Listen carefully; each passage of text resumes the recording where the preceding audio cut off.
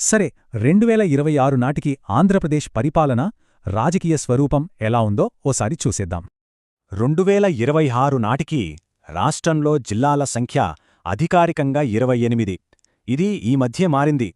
ఈ మార్పుతో రాష్ట్ర పరిపాలనా పటం కొత్త రూపాన్ని సంతరించుకుంది. అవును, జిల్లాల సంఖ్య 26 నుంచి 28కి పెరిగింది. మరి ఆ కొత్తగా చేరినవి ఏవి? ఆ కొత్త జిల్లాలు మరేవో కాదు, మార్కాపురం మరియు పోలవరం. ఇంకొన్ని ప్రతిపాదనలు ఉన్నా డిసెంబర్ 31, 2025 నాటికి అధికారిక లెక్క మాత్రం 28. సరే, ఇప్పుడు ఈ ప్రాంతాలకు రాజకీయ ప్రాతినిధ్యం ఎలా ఉందో చూద్దాం.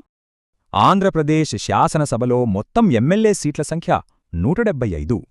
వీళ్లలో ప్రతి ఒక్కరూ రాష్ట్రంలోని 175 నియోజకవర్గాల్లో ఒకదానికి ప్రాతినిధ్యం వహిస్తారు. ఇక జాతీయ స్థాయికి వస్తే లోక్సభలో రాష్ట్రం తరపున 25 మంది ఎంపీలు ఉంటారు. వీళ్లు భారత పార్లమెంటు దిగువ సభ అయిన లోక్సభలో మన రాష్ట్రానికి ప్రాతినిధ్యం వహిస్తారు. ఇవి మాత్రమే కాదు, శాసనమండలిలో 58, రాజ్యసభలో 11 సీట్లు కూడా ఉన్నాయి. అయితే ఆంధ్రప్రదేశ్ ఈ ప్రస్తుత స్వరూపానికి ఎలా చేరుకుంది?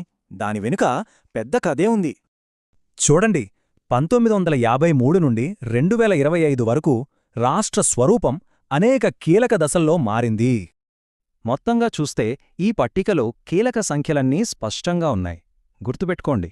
మరి కొత్త సరిహద్దులు రాష్ట్ర భవిష్యత్తును ఎలా మారుస్తాయి? ఇది ఆసక్తికరమైన ప్రశ్న.